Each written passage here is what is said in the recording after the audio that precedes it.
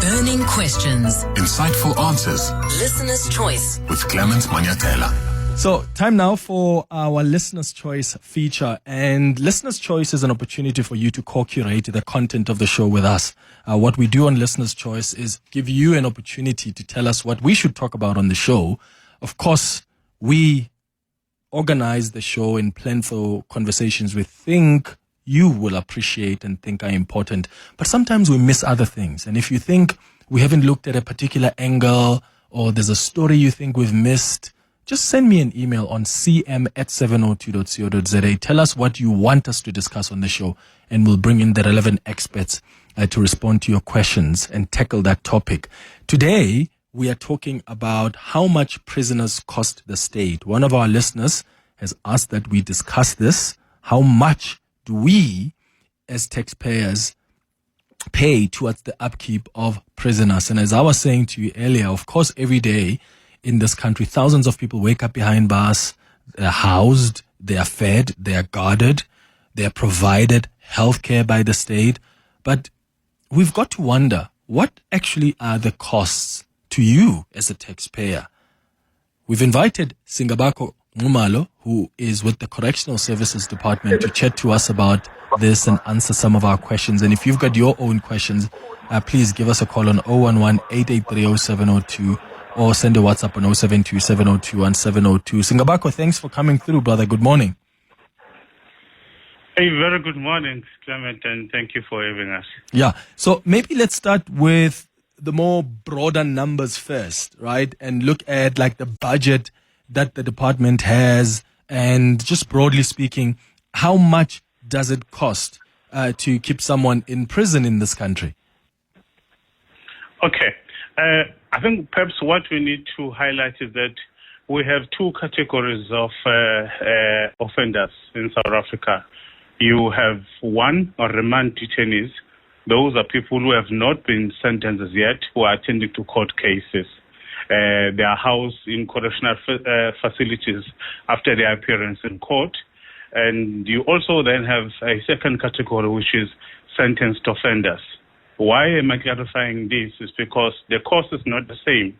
Someone who is remanded is basically being kept in a correctional facility because you are presumed innocent until proven otherwise. Mm-hmm. So you do not even participate in programs, meaning all that you spend on you is just general upkeep, that you are able to wash, you eat, and then other needs, then they can be taken care of. But with a sentenced offender, it goes beyond just washing, eating. You then attend to correctional programs, which cost the state money. Therefore, then that cost will differ.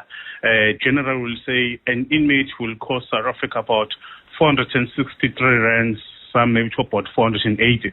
But that doesn't include costs associated with care that must be rendered if perhaps you get sick, or perhaps you require services of a social worker or a psychologist, or you must be treated outside the correctional facility. That cost will then go much higher. Same as a sentenced offender who must now attend to correctional programs, then that cost again will go way above 480 per day. Okay, so 480 per day. And how do we break it down, though? Where does it go to? Roughly, when we crunch the numbers, we always say per month an inmate is costing us about 13,800 to 14,400 per inmate. Yes, per 13,500. My goodness! And yet, people who are unemployed in this country will get like a 360 rand if they are lucky per month. Per month. Hence, our budget goes just above 28 billion a year. Whew. So here's a tricky thing, Singabakho, that some people don't realize. Of course, prisons are meant to be, a bit punitive because you do want to punish the prisoners for the crimes that they've committed. But you want it to be a process of rehabilitation. So maybe explain where that money goes to. Like, does it go into the food that they eat? Do they have medical doctors who come check them, once in a while? And why is it important for our government to still treat the people in prisons as human beings? Because human rights are human rights, whether you're in prison or out of prison. Can you just explain that to people who are just wondering, why is it acceptable that prisoners seems to be living a much better life than an ordinary South African who lives below the poverty line, who follows the rules? Okay. The point that you just raised is very important because our constitution is very clear. It says every human being must be treated with dignity. You still have rights even if you are detained in a correctional facility. Yes, there will be limitations, but you must be given access to food, access to water, and access to life, meaning that when you are sick, you must be taken care of. So a person who is incarcerated will not lose those basic rights, hence it's defined as basic rights. But then what happens when you're in a correctional facility? There's quite a number of limitations because you are in a correctional facility, you lose some of those rights that ordinarily people out there will enjoy, like freedom of movement, freedom of participation, and some other things. But then the mandate of correctional services is to say, we do not just warehouse you until your sentence is complete. We're saying, how do we correct the wrong in you, rehabilitate you so that post-incarceration you could be released being a better human being, but also a law-abiding citizen. Hence, then it's important that you say, okay, in as much as you do have access to basic needs that a human being will have, but then we need to go beyond that in saying that upon correcting the wrong in you, how do we then arm you with at least something that will give you, get you going once out there so that you do not relapse into the life of crime. Hence, it's important then that the element of rehabilitation comes in.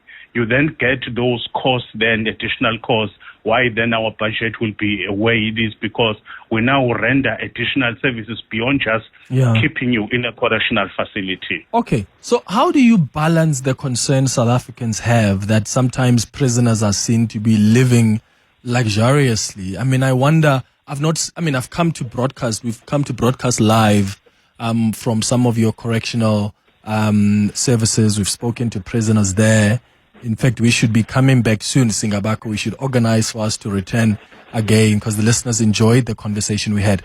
But when you look at the food that they eat, it's not like it's anything fancy.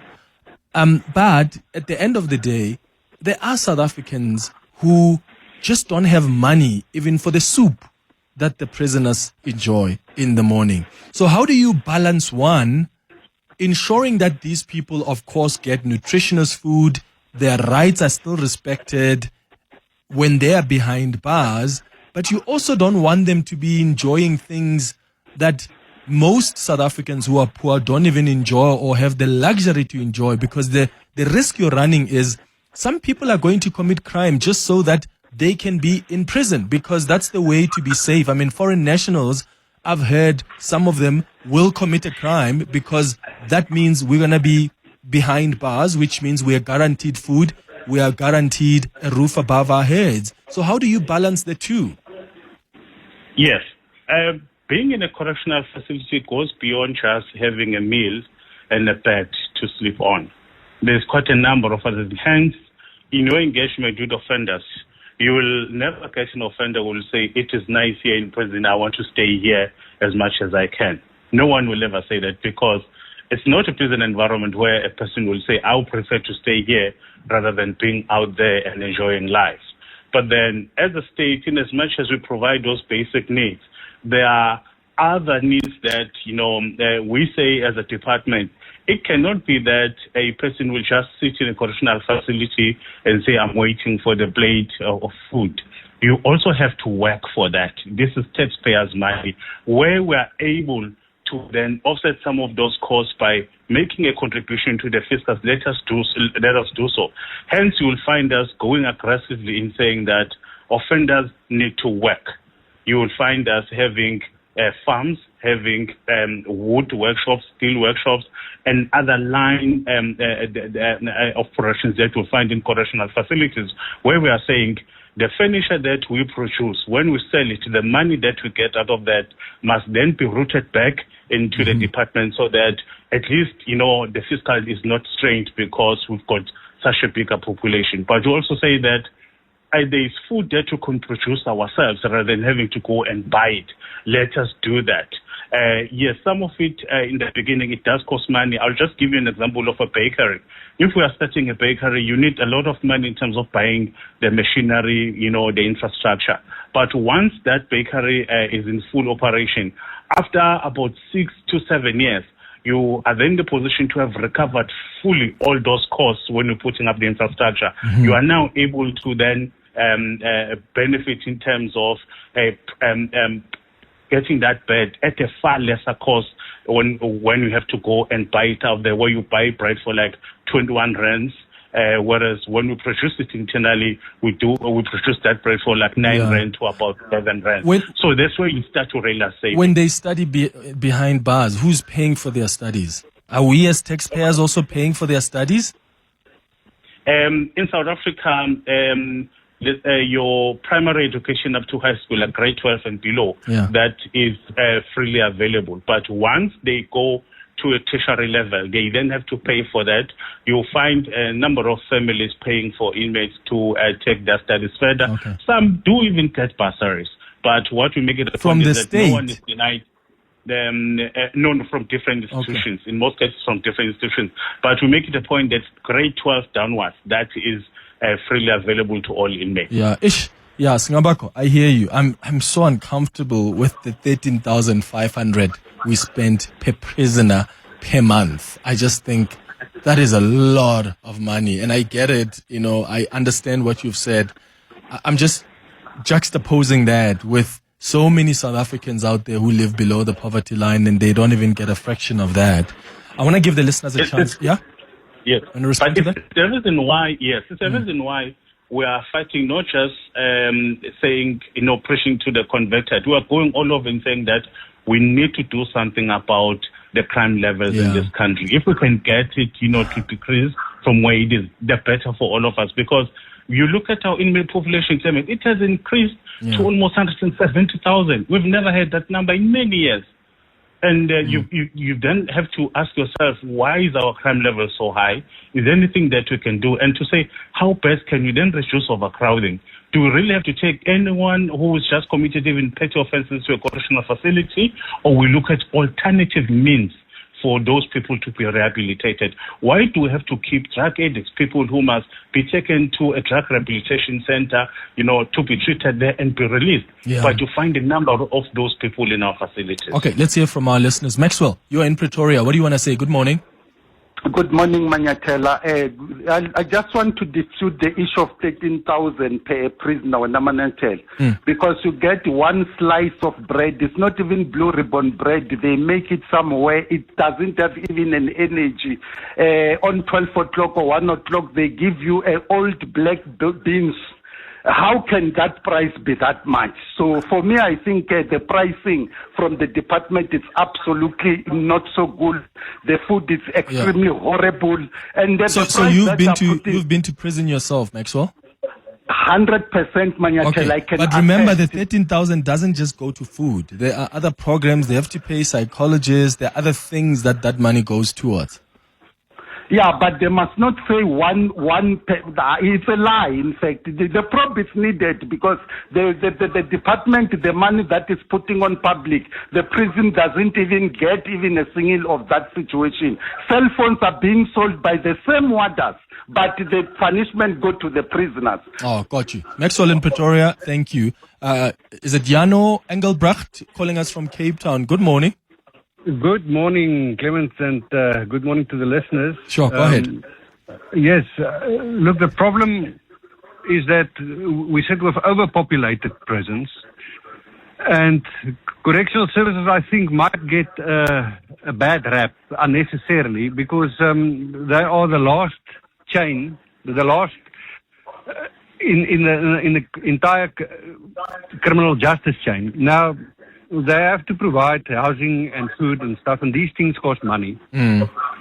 But our problem actually sits with the Department of Justice in that there's a 52,000 criminal case backlog, and all of these guys become remand detainees and you can't budget for that. That's why we sit with a tremendous cost. Now, the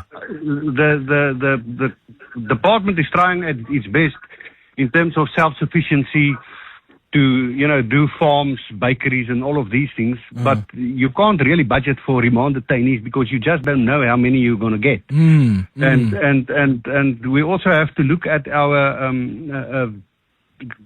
our criminal, the entire criminal justice system. Yeah. Because sentencing regime, for one. Because if the money is being eaten up by remand detainees, there's not much left to do rehabilitation, which is in actual fact what you want to do. That's what we should prioritize. Yeah, that's what we should prioritize. Yeah, Yano, got you. Thank you so much for your contribution. Let's go to some WhatsApps. Hey, Clement, this topic about us supporting people who have done us wrong. Hey, in Charissa, pain mo belong. I don't know, it's like going to prison these days is luxury, and you don't pay for rent, you don't pay for electricity, you watch TV for free, you use sanitation for free, drink water for free, electricity is provided for free, and yet you get higher education for free. And those who are working hard, the ones who deserve to get free higher education, the government says they can't afford to give them free higher education. Students protest every year. They don't have accommodation. They don't have food. They don't have money to pay for admin fees. They can't get placements. But yet, prisoners have it luxurious. Yeah, I've got a message here, Singabakho, and I always chuckle a bit. I do love it when we do get messages from inside prison. And there's a prisoner listening to us right now in one of the Gauteng centers, Anonymous, who says, "Good morning, Clement. Please ask your guest there, why is there no budget to feed inmates at the moment? We, as sentenced prisoners, are not getting full meals anymore. Since December last year, we're eating pap and cabbage or bread and beans every day, and there's no vegetables for our meals while we are working as inmates on the farms here in Gauteng. The idea that we're living a soft life is a myth. We're living in overcrowded cells and we don't get any medical care." Is it true, Singabakho, that they haven't been getting full meals every day? Clement, the good thing is that you've been to our correctional facilities, and we must do another visit, and that your show is early in the morning, because that's when you can also get to see what type of meals are provided to offenders. One is balanced diet meals. Two, it is prescribed in law that offenders must get 3 meals a day. You can then look at the interval, but then that's what they deserve. So that will talk to breakfast, lunch, and dinner. So there is no way that you can alter that, because offenders will take you to court and saying that you are no longer following the legal prescripts. Provide us with 3 meals a day. And it's even prescribed what goes into a meal, meaning that, you will have, your starch, your fruit, every ingredient that is required has to be there. Hence, from time to time, there's always this discourse with law-abiding citizens saying that at times you don't even get to enjoy the type of meal that you will find in the correctional facility. Why are then offenders given all these? Because to them it looks like it's luxury, whereas it's not. But as a department, we always strike that balance. We say offenders have to work so that they can assist the state. But also, what about the law-abiding citizens? Hence, as a department, we cannot just sit back and say the law requires us to do the following, therefore we're doing that. But we must be sensitive towards the needs of our people. Hence, the surplus that you get, Clement, we even provide it to old age homes, to schools, and to other people who are in need. Hence, we even find us building houses for those who require shelter. Unfortunately, we cannot use state money for that, but we do have donors who will say, yes, money or yes, material. We then offer offender labor in saying that contributes back to the community that you've offended. Yeah, all right. Singabakho, thank you for coming through. Yeah, thank you for coming to engage with us about this. I really appreciate your time. Singabakho Nxumalo is the spokesperson at the Correctional Services Department. We'll come back to one of the prisons. When did we do it? 2 years ago. 2 years ago, we did an OB at one of the correctional services centers, and we'll come back to the prisons to continue this conversation because, wow, 13,500 per prisoner per month?